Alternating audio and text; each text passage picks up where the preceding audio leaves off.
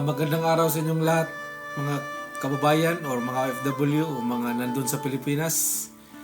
So, parang ngayon, parang na-close na yung ABS-CBN na dati nating baga yung mahal natin, di ba? Maraming nalungkot, maraming masaya. So, hati yung tao kasi sa akin kasi bata pa ako noon, ABS-CBN na kasi, kapamilya na yung network. At saka yung bata pa ako, yung TV namin black and white pa. Yun ang pinaka the best natin noon. So hindi natin nakalain na na-close ngayon. So kasi walang prangkisa. Yun ang kasi COVID din. Parang naroon din sa pandemic. So para sa akin, hati yung tao.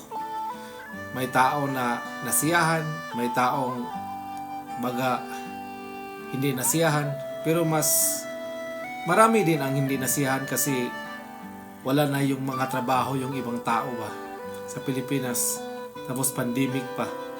So yung ma-advise ko talaga dyan na abiding law na lang, yung baga law na lang yung pairalin natin kung ano yung nasa batas.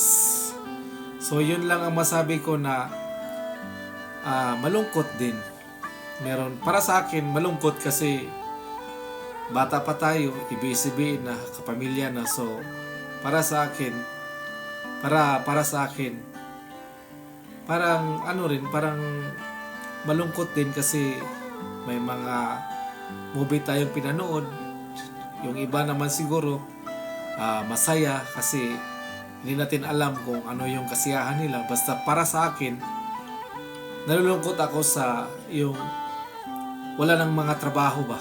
Yun lang para sa akin. So, maraming salamat sa inyo. So, bye-bye ABS-CBN. Hanggang sa muling pagkikita. Bye-bye! Subscribe kayo, please mag-subscribe kayo sa Chan Traveler. So, yun lang.